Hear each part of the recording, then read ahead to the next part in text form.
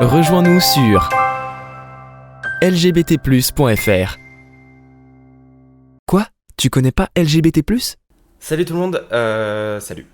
C'est la première vidéo facecam que je me sens obligé de faire, en l'occurrence. Je me sens obligé de la faire tout simplement parce que, même si on le voit peut-être pas au niveau public, et peut-être qu'on le dit pas assez. Du coup, c'est pour ça que je fais cette vidéo. J'ai beaucoup de choses à vous dire par rapport au projet LGBT+. Du coup, ça concerne tout le monde. Ça concerne les gens qui sont uniquement inscrits sur notre site, les personnes qui nous suivent uniquement sur les réseaux sociaux, les gens qui utilisent notre Discord, et les gens qui participent aussi aux événements IRL uniquement. Ça concerne toutes les personnes qui ont eu recours, ou qui ont utilisé, on va y arriver, qui ont utilisé en tout cas les plateformes d'LGBT+, au moins une fois. Donc, ça va pas être une vidéo super cool. J'aurais préféré vous faire une vidéo facecam où je vous présente les flyers et je vous fais ouais, on a reçu 10 000 flyers, c'est génial, on va pouvoir les distribuer. Oui, donc du coup, ça c'est d'actualité, hein, on va les distribuer une fois que tout l'épisode coronavirus et tout le reste se sera un petit peu dissipé.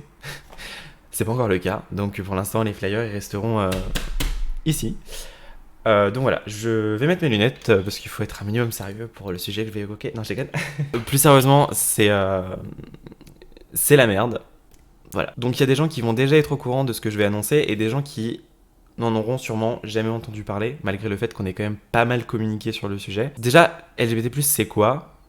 Pour ceux qui connaissent et qui connaissent déjà le projet, pour vous ça va paraître logique, mais je sais qu'il y en a qui ont encore du mal avec la dissociation de à peu près tout ce qu'on veut faire. Donc je vais vous réexpliquer très rapidement. En 2016, moi, Enzo, donc du coup qui est aujourd'hui président de l'association, j'ai créé un Discord qui s'appelait LGBT+, avec un plus, dans le but que les gens puissent se retrouver dessus, potentiellement de la communauté LGBT, mais on n'a jamais été fermé à quiconque à partir du moment où les personnes étaient un minimum ouvertes d'esprit, et ça n'a toujours pas changé d'ailleurs. Donc j'ai créé ce Discord en 2016, parce que voilà, quand on a 15, quand on a 16 ans, on a des activités putain,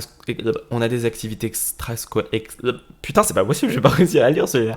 On a des activités extrascolaires, il y a des gens qui jouent aux jeux vidéo, il y a des gens qui sortent avec leurs potes dehors, il y a des gens qui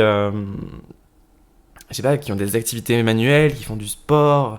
Il y a des gens qui font énormément de choses. Quand on a 15 et 16 ans, on a de l'énergie à revendre. Moi, j'étais solitaire, on va dire. Et du coup, j'étais aussi très... J'étais énormément sur l'ordinateur. J'ai connu Discord, j'ai créé le serveur, mais je me suis jamais dit, voilà, il va y avoir 4000 personnes sur le Discord. Et tout ce qui s'est passé après, ça, je pouvais pas l'imaginer, en fait. En décembre 2019... on a décidé de créer une association avec Justine, donc qui est aujourd'hui la vice-présidente de l'association, que vous devez plus connaître normalement sous le pseudo de Panda. Et on a créé cette association parce que le monde LGBT, c'est très compliqué. Et on a eu beaucoup de retours aussi, comme quoi les gérants d'associations avaient du mal à cerner les jeunes. Donc c'est pour ça que, en grande partie, l'association est tournée vers les jeunes. Mais alors ça nous bloque pas du tout pour recevoir justement des gens qui peuvent nous apprendre davantage, donc c'est-à-dire des gens qui ont peut-être un petit peu plus d'âge que nous. C'est pas du tout raciste, hein, pas du tout, je vous promets. J'en viens à cela, pourquoi ? Cette histoire-là, une grande majorité de vous la connaissent déjà, on l'a assez racontée. Le problème, c'est que depuis décembre 2019, donc depuis qu'on a créé le projet associatif, on a beaucoup de projets, et on a eu beaucoup de projets, et on a peut-être eu des projets, je suis vraiment triste de dire ça, mais on a peut-être eu des projets en vous impliquant, parce qu'on pensait que ça allait vous intéresser, pour qu'au final, on n'ait pas beaucoup de retours sur le sujet. En 2019, donc, on a créé l'association. On avait 2 projets pour l'année 2019, 2 gros projets. Le premier projet, recruter des représentants de ville. Donc les représentants de ville, c'est des bénévoles dans chaque ville potentiellement francophones de France et d'autres villes francophones qui donc représentent l'association dans leur ville au niveau local, et c'est tout. Donc c'est pas non plus un rôle très compliqué à partir du moment où tu es dans ta ville, tu fais ton rôle de représentant de ville. À savoir qu'en plus, je vais pas vous les redétailler ici, mais vous avez tous les détails sur le site de l'association. Il y a énormément d'avantages à être représentant de ville. Plus que je pense d'inconvénients, parce que j'en ai pas trouvé encore à l'heure d'aujourd'hui. Le seul inconvénient d'être représentant de ville, c'est qu'il faut un minimum s'impliquer dans le projet, c'est tout. Vous êtes pas sous pression, vous avez carte blanche en fait. C'est vous qui décidez de ce qui est utile de faire dans votre ville pour représenter l'association. Donc pour nous, quand on a annoncé la sortie de ce nouveau rôle associatif, on était super fiers de nous. On s'est dit on va pouvoir faire impliquer des jeunes dans un projet associatif sans les brusquer, sans... Voilà, il y avait quand on voyait les choses, quand on l'a annoncé, on était parti du principe que c'est bon, en 2 mois, on avait des représentants de ville un peu partout, étant donné qu'on est quand même... on était 3000 sur le Discord, ça tournait beaucoup, donc on s'est dit qu'il y avait aucun souci. Une association, c'est une organisation à but non lucratif. C'est-à-dire que moi, aujourd'hui, en tant que président d'LGBT+, je vous propose du contenu qui évolue, etc. J'essaie de m'investir au maximum dedans, dans ce projet. Sauf que moi, quand j'ai créé ce projet, j'avais 16 ans, 15 ans, 16 ans, je sais plus trop, et j'avais pas les mêmes besoins que j'ai aujourd'hui. C'est-à-dire que moi, quand j'avais 16 ans, j'étais chez mes parents, j'avais pas besoin d'argent. Enfin, du moins, j'aurais pu avoir besoin d'argent, mais j'ai préféré faire un projet totalement non lucratif, hein, du coup, c'est le terme. Et c'est totalement désintéressé. Voilà, c'est ça que je voulais dire. Aujourd'hui, j'ai 20 ans, je vais en avoir 21.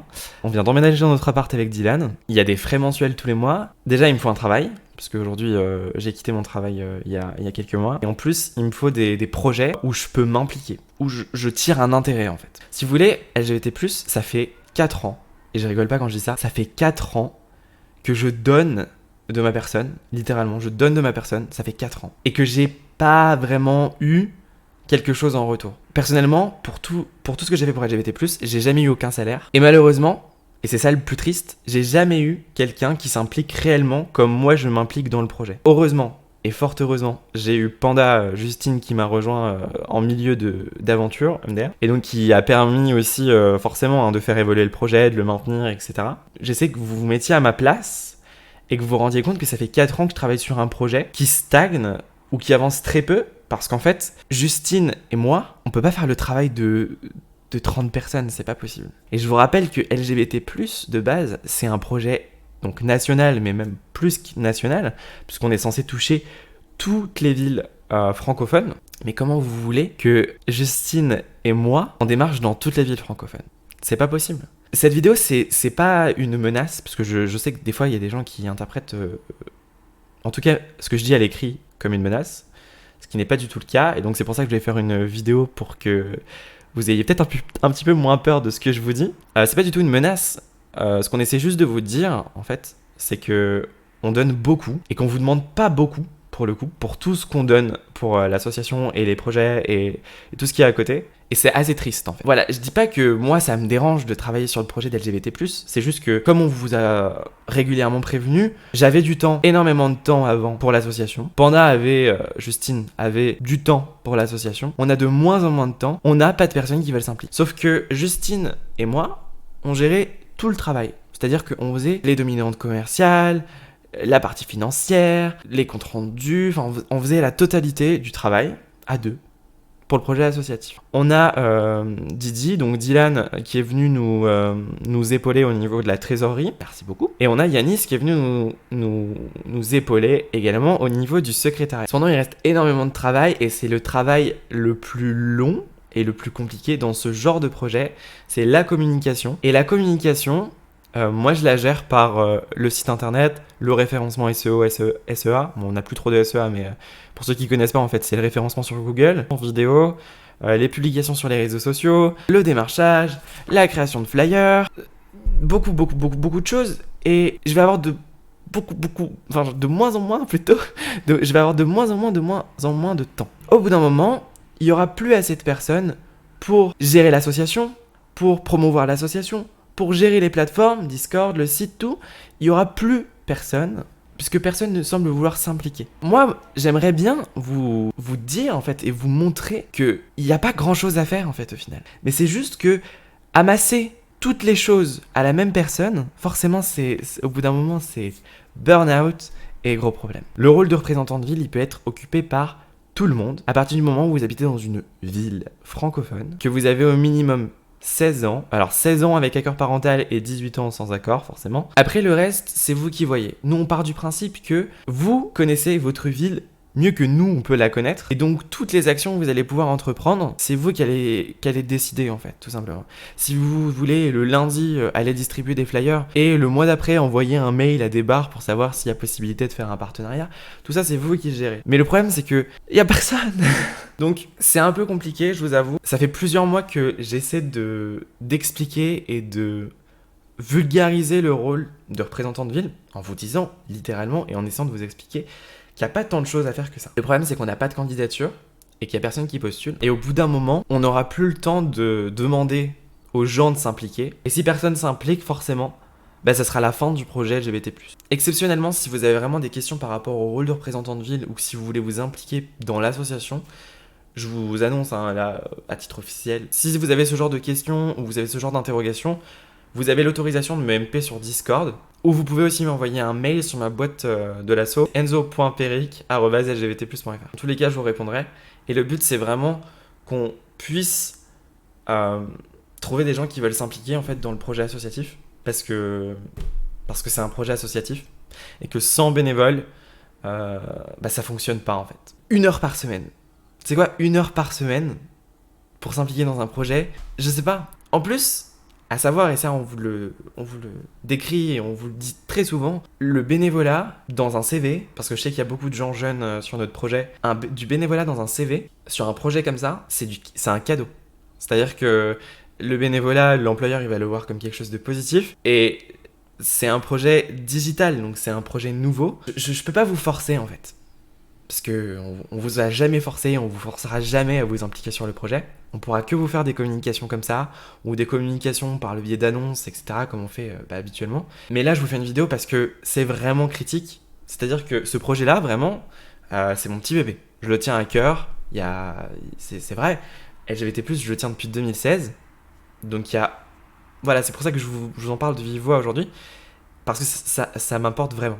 C'est-à-dire que je me ferais bâcher à faire des flyers comme ça à 2h du matin, à gérer le site parce qu'il y a des problèmes dessus, à refaire le site 6 fois, parce que j'ai refait le site internet 6 fois depuis qu'on l'a sorti, à faire des vidéos sur YouTube qui me prennent énormément de temps, à créer des IRL, à essayer de motiver les gens, etc. C'est vraiment compliqué. Et c'est encore plus compliqué quand tu essayes de motiver les gens, mais que personne ne bouge en fait. Justine n'est pas là. Actuellement, elle travaille sur un projet d'études, de thèse. Donc voilà, c'est pareil, elle a une vie à côté, donc on lui en veut pas. Yanis est en vacances et Dylan travaille. Donc aujourd'hui sur le projet associatif, il n'y a que moi. Le niveau financier, à la limite, on vous a jamais rien dit et on vous a jamais dit faut faire un don, faut faire un don, faut faire un don. Ça on vous l'a jamais dit, jamais de la vie, parce qu'on part du principe qu'on est une association digitale et que l'argent que vous nous donnez, c'est que du bénéf. Parce que vous voyez, comme là les projets sont pas encore gros et grave sortis, votre argent on le met là-dedans. Et le but de ça, c'est d'améliorer la visibilité. L'argent, on le met aussi dans l'hébergement du site, et c'est toujours pareil, c'est pour la visibilité, mais c'est aussi pour les fonctionnalités. La partie financière, on vous l'a jamais vraiment exposé comme quelque chose de critique, parce que l'argent, c'est pas quelque chose dont on a vraiment, vraiment besoin aujourd'hui. C'est-à-dire que on a des frais mensuels tous les mois avec l'association, parce qu'on a le compte bancaire, l'hébergement du site. Ça, c'est les 2 frais mensuels. Mais c'est peanuts. C'est, je crois, 15 € les 2. Donc, c'est 15 € par mois qui sortent de l'association. Mais pour l'instant, ça va parce qu'on a un petit peu de côté par rapport aux dons qu'on avait reçus avant.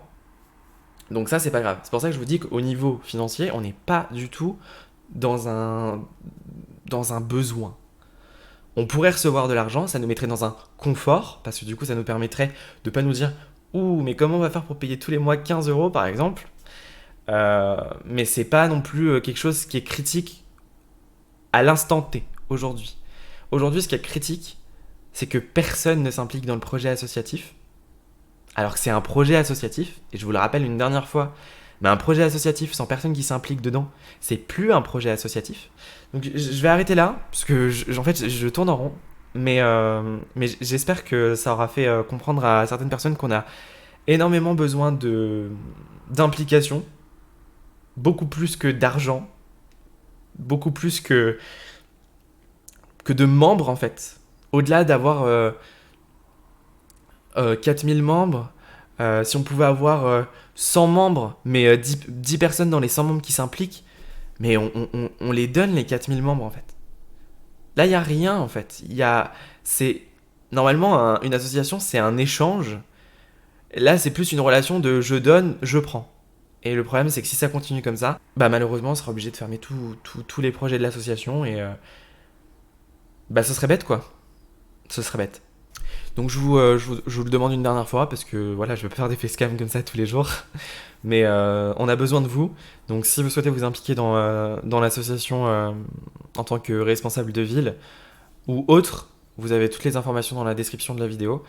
Je croise les doigts, parce que j'ai plus que ça à faire maintenant.